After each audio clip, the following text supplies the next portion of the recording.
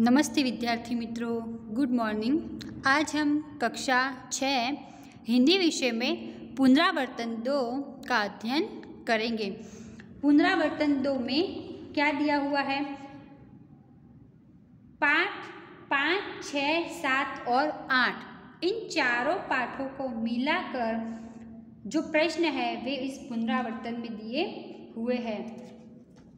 तो ठीक उसी के आधार पर प्रश्न है, उन प्रश्नों के हमें क्या देने हैं, जवाब देने हैं। तो पुनरावर्तन 2 में सबसे पहला प्रश्न है, निम्नलिखित प्रश्नों के उत्तर दीजिए। सूरज की किरणें क्या करती है? तो हमने हमारी जो कविता थी धरती को महकाए, उसमें सूरज की किरणें क्या करती है? रोज पृथ्वी पर आती है।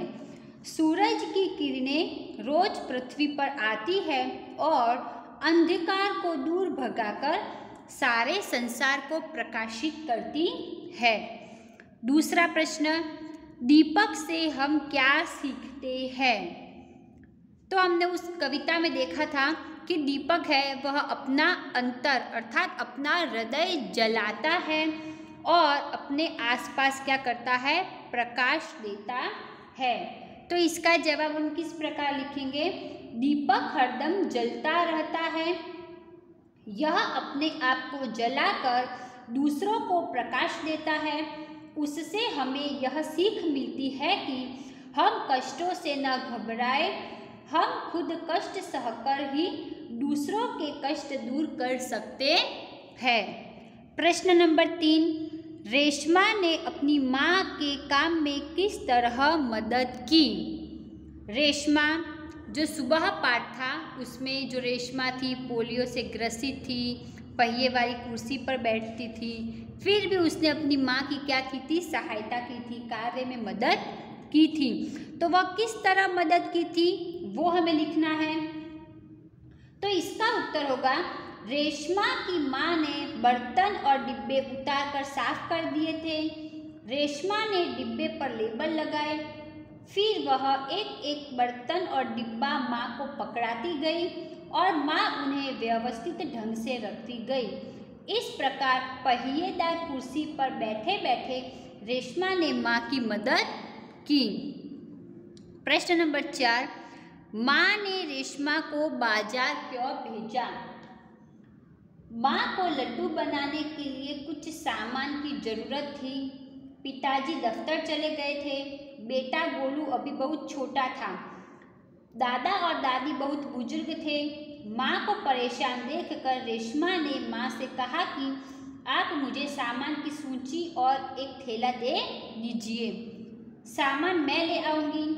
रेशमा की आवाज़ में दृढ़ता थी, वह पहले भी एक बार सामान ला चुकी थी, इसीलिए रेशमा पर भरोसा करके माँ ने उसे बाजार भेजा।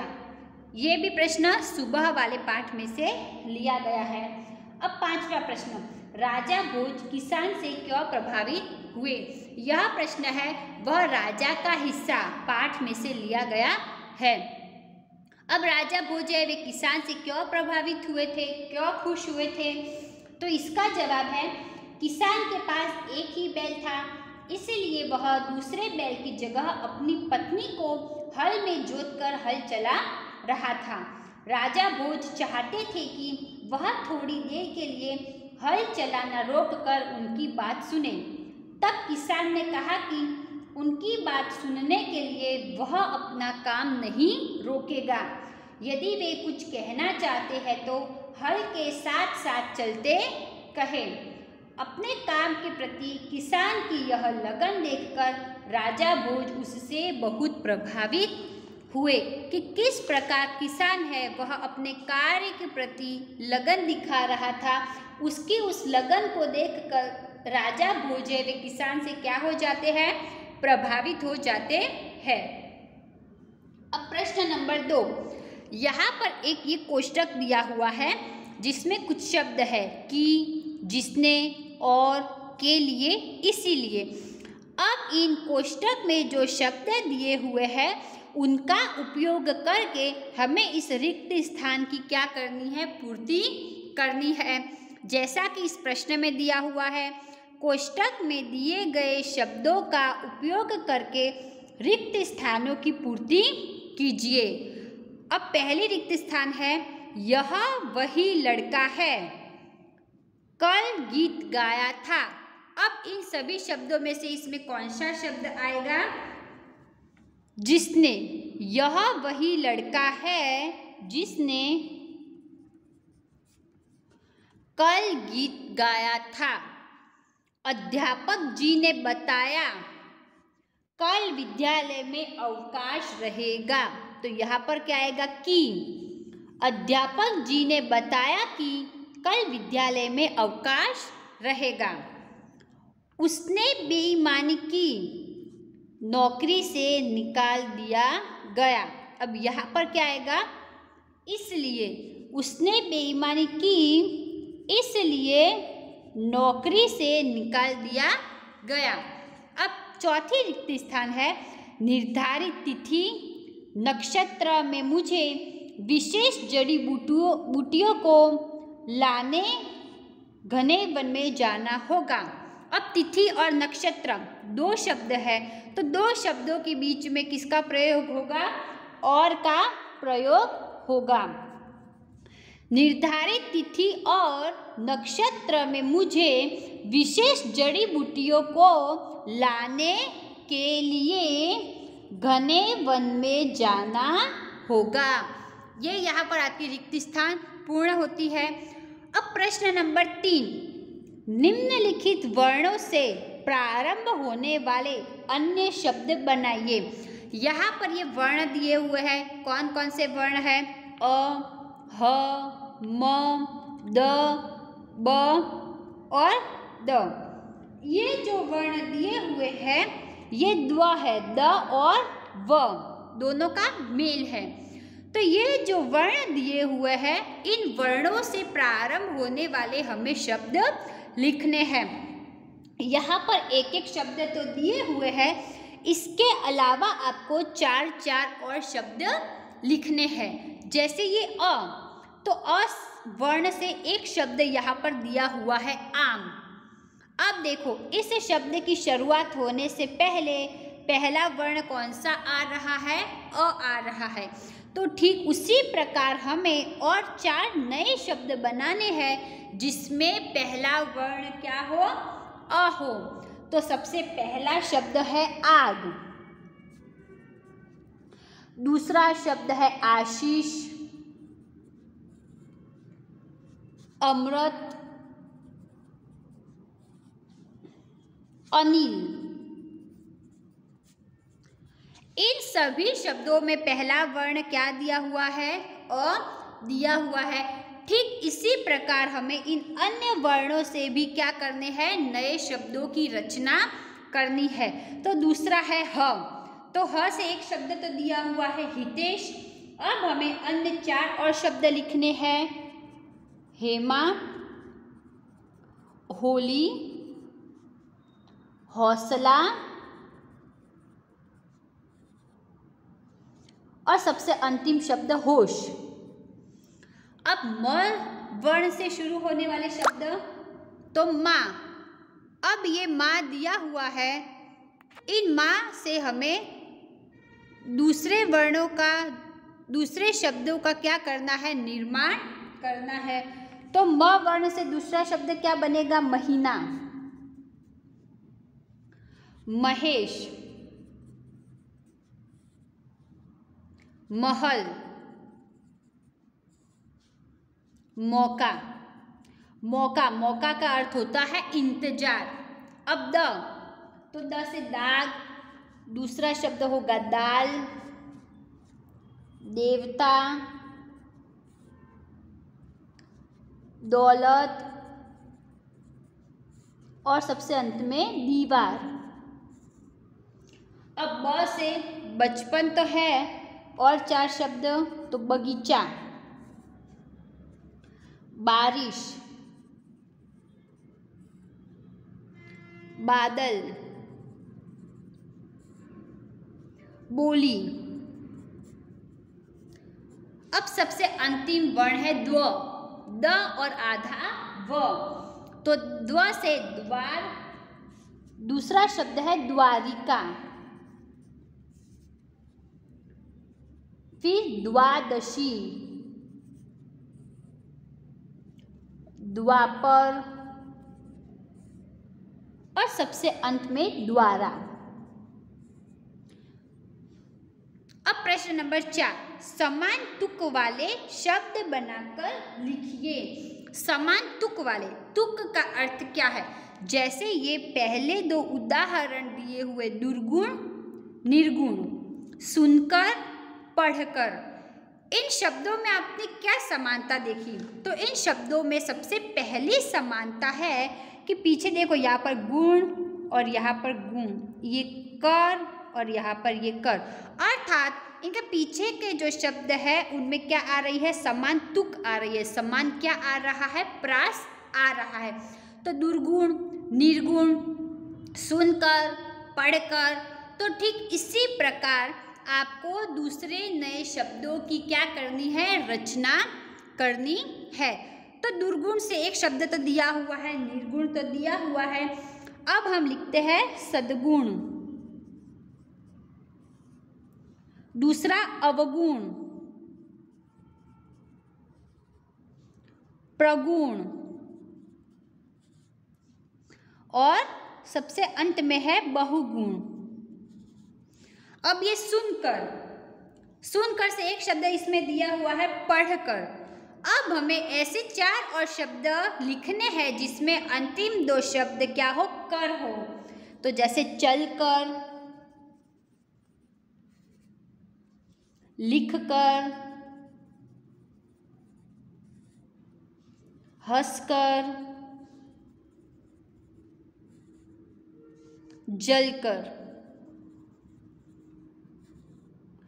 तो ये शब्द क्या है? समान तुक वाले शब्द। अब प्रश्न नंबर 5, अपने मित्रों के साथ आप किसी न किसी मेले में गए होंगे, उसका वर्णन अपने शब्दों में लिखिए। अब ये जो प्रश्न है वो आपको अपने शब्दों में लिखना है, अर्थात जैसे आप किसी मेले में गए होंगे, अपने मित्र के साथ गए हो या फिर अकेले गए होंगे, उस मेले में आपने क्या क्या देखा, कहाँ पर घूमे, क्या खाया, खिलौने खरीदे कि नहीं खरीदे, झूले पर बैठे या नहीं बैठे, उन सारी बातों का वर्णन आपको अपने शब्दों में करना है। तो ये जो प्रश्न है आपको अपने तरीके से लिखना है। अब प्रश्न नंबर 6, निम्नलिखित मुहावरों के अर्थ देकर वाक्य में प्रयोग कीजिए। पहला मुहावरा है आँखों का तारा होना। अब आँखों का तारा होना, इसका अर्थ क्या होता है? बहुत प्यारा होना। अब इसका वाक्य में प्रयोग होगा, छोटा गोलू अपनी माँ की आँखों का तारा है। दूसरा, माथा ठनकना, अनिष्ट की आशंका होना। माथा ठनकना, उसका अर्थ है अनिष्ट की आशंका होना। अब इसका वाक्य प्रयोग क्या होगा? अचानक पुलिस को दुकान में आते देखकर सेठ जी का माथा ठनका। तीसरा है अनसुनी करना। अनसुनी करना मुहावरे का अर्थ है ध्यान न देना। दुराचारी पुत्र ने पिता की बात अनसुनी कर दी। चौथा है मन डोलना। मन डोलना मुहावरे का अर्थ है विचलित होना। अब इसका वाक्य प्रयोग है, अपार धनराशि देखकर उसका मन डोल गया। प्रश्न नंबर 7, निम्नलिखित वाक्यों का वचन परिवर्तन करके फिर से लिखिए। वचन, एक वचन और बहुवचन। यदि कोई वाक्य एक वचन में दिया है तो उसे बहुवचन बनाकर वाक्य को फिर से लिखना है, और यदि कोई वाक्य बहुवचन में दिया है तो उसे एक वचन में बनाकर फिर से लिखना है। अर्थात एक वचन का बहुवचन करना है और बहुवचन का क्या करना है? एक वचन करना है। प्रश्न नंबर 1, नदी बहती है। अब नदी है तो नदी एक ही है, एक नदी के बारे में ही कहा गया है, तो ये किस में आएगा? एक वचन में आएगा। तो इसका वचन परिवर्तन हमें क्या करना है? बहुवचन करना है। तो नदी का बहुवचन क्या होगा?